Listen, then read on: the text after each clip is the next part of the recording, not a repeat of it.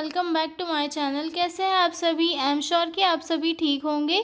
आज के वीडियो में हम लोग डील करने वाले हैं pathological changes in peptic ulcer, यानी कि जब किसी पेशेंट को पेप्टिक अल्सर होता है तो उसकी बॉडी में क्या क्या पैथोलॉजिकल चेंजेस देखने के लिए मिलते हैं ड्यू टू डिसीज़। तो चलिए हम लोग स्टार्ट करते हैं। पेप्टिक अल्सर क्या होता है? पेप्टिक अल्सर एक ऐसा डिसीज़ है जो हमारे स्टमक में, हमारे जो ईसोफेगस है वहाँ पर, और जो हमारी इंटेस्टाइन है उसका जो अपर पार्ट होता है डिओडेनम, वहाँ पर होता है। और ये क्यों होता है?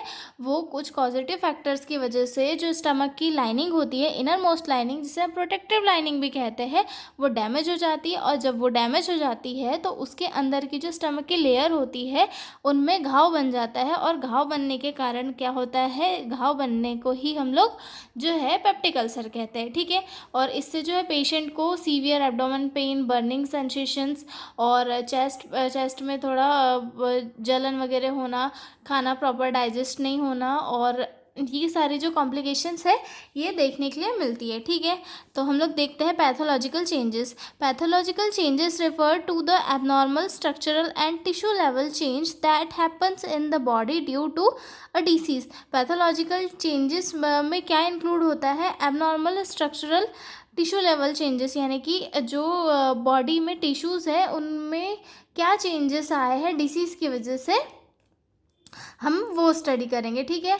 तो आगे देखते हैं कि पेप्टिक अल्सर जो है वो हमारी जो स्टमक की लाइनिंग है उसे कैसे कैसे डैमेज करता है, या फिर डैमेज करके कैसे कैसे बनता है। तो सबसे फर्स्ट आता है इसमें म्यूकोसल एरोजन। म्यूकोसल एरोजन में क्या होता है कि जो इनर मोस्ट लेयर होती है स्टमक की, वो उसका कटाव होता है। एरोजन दैट मीन्स कि कटाव, यानी कि ज़्यादा एसिड के प्रोडक्शन की वजह से जो स्टमक की इनर मोस्ट प्रोटेक्टिव लाइन है जो उसे एसिड से प्रोटेक्ट करके रखती है। जैसे कि हमारी स्टमक की लाइनें होती है, मैं आपको दिखाती हूँ डायग्राम के थ्रू, आपको समझ में आ जाएगा, ठीक है। स्टमक की लाइनें हो गई है, ठीक है। ये हमारा स्टमक है, यहाँ पर अल्सर का फॉर्मेशन हुआ है, ठीक है। ये स्टमक है, ये स्टमक की लाइनिंग है। इसमें सबसे ऊपर की लेयर आ रही है म्यूकोसा, देन आ रही है सब म्यूकोसा, देन उसके बाद आती है मसल लेयर, देन आती है सिरोसा। तो ये जो सबसे ये वाली लाइनिंग होती है म्यूकोसा, ये प्रोटेक्टिव लेयर का काम करती है। लेकिन जब एसिड का प्रोडक्शन ज़्यादा होता है तो वहाँ पर क्या हो जाता है, ऐसे घाव बनने लग जाते हैं। जगह जगह से जो लाइनिंग है वो उसमें छेद हो जाता है। तो घाव बनने के कारण क्या होता है? अल्सर फॉर्म हो जाता है, ठीक है। The mucosa is the inner most protective lining of stomach और डिओडेनम। जो म्यूकोसा होती है वो मैंने आपको बताया कि स्टमक की इनर मोस्ट लेयर होती है और एक प्रोटेक्टिव लाइनिंग के जैसे वर्क भी करती है। ये जो हमारे इंटेस्टाइन में भी प्रेजेंट होती है और वहाँ पे भी जो है प्रोटेक्शन का वर्क करती है। लेकिन जब एसिड का प्रोडक्शन ज़्यादा हो जाता है तो वहाँ की लाइनिंग में डैमेज हो जाता है और जो है घाव बन जाता है, ठीक है। In peptic ulcer this layer get damage और eroded due to acid and pepsin. Acid और पेप्सिन की वजह से वो लेयर्स जो है डैमेज हो जाती है।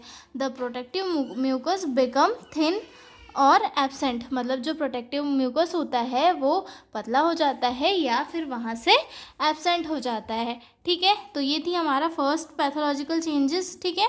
उसके बाद आता है सेकेंड वाला पैथोलॉजिकल चेंजेस, जिसमें क्या होता है? Necrosis, that means tissue death, ठीक है।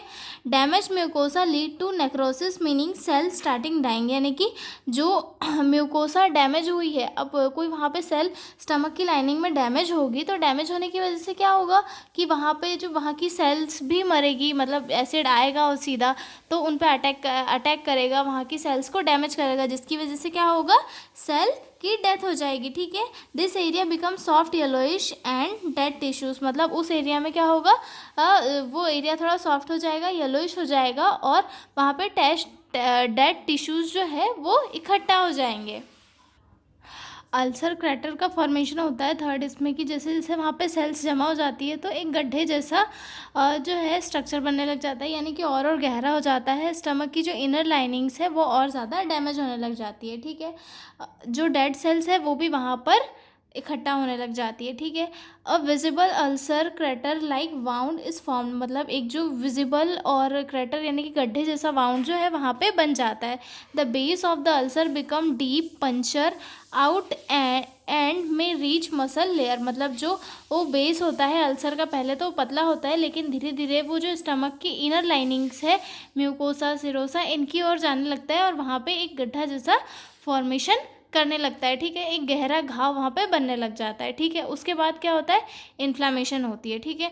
Inflammation, the surrounding area become red swollen and inflame, मतलब वहाँ पे जो है इन्फेक्शन हुआ है, गड्ढा बन रहा है, तो वहाँ के आसपास की जो एरिया है, वहाँ के उसके आसपास का जो भी बॉडी पार्ट है वहाँ पे क्या होगा, रेडनेस आ जाएगी, सूजन आ जाएगी और वो इन्फ्लाम हो जाएगी, ठीक है। White blood cells WBC gather to fight damage the infection, मतलब वहाँ पे जो है WBCs भी जाएगी और वहाँ पे अब इन्फेक्शन हुआ है तो WBCs भी वहाँ पे जाके फाइट करेगी इन्फेक्शन को ख़त्म करने के लिए, ठीक है। ये एक बॉडी का डिफेंस मैकेनिज्म होता है कि जहाँ पर भी इन्फेक्शन होता है तो वहाँ पर जो WBCs है वो जाती है और उनसे फाइट करती है, ठीक है। उसके बाद अगली स्टेज आती है ग्रैनुलेशन टिश्यूज़।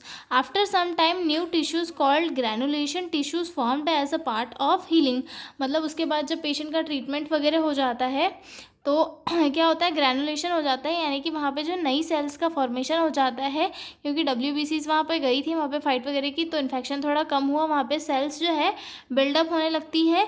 और this tissue has new blood vessels fibroblast and immune cell, मतलब वहाँ पे जो है नई ब्लड सेल्स फाइब्रोब्लास्ट और जो इम्यून सेल्स है वो डेवलप हो जाती है, ठीक है।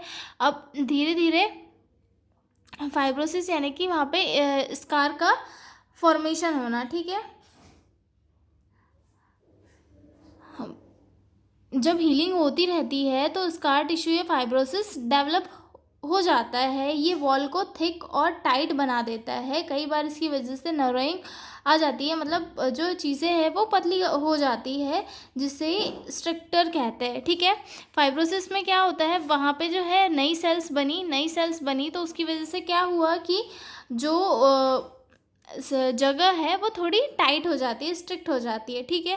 Fibrosis scar formation as a healing continues scar tissues fibrosis form in the base of ulcer, यानी कि जहाँ पे अल्सर हुआ था वहाँ पे नई सेल्स का फॉर्मेशन हो जाता है और वहाँ पे स्कार टिश्यूज का फॉर्मेशन होता है, ठीक है। This make wall thick and stiff, मतलब जिसकी वजह से क्या होता है, स्टमक की वॉल थिक और स्टीफ हो जाती है, यानी कि थोड़ी हार्ड हो जाती है, ठीक है।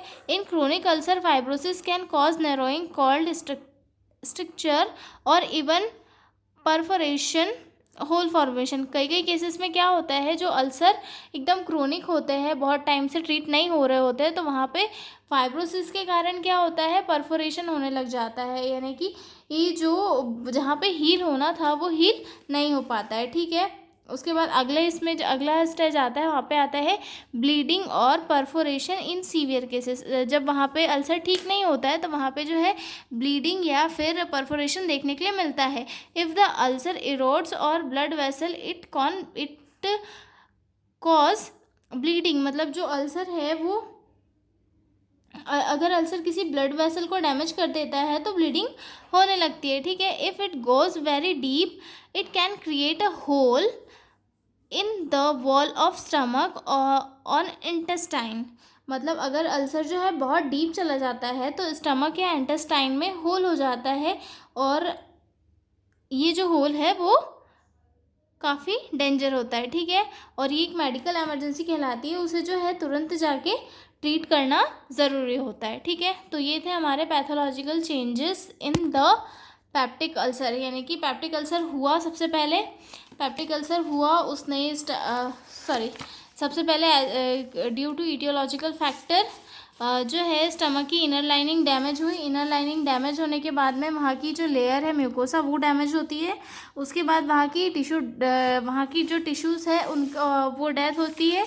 उसके बाद क्या होता है, अल्सर का फॉर्मेशन होता है।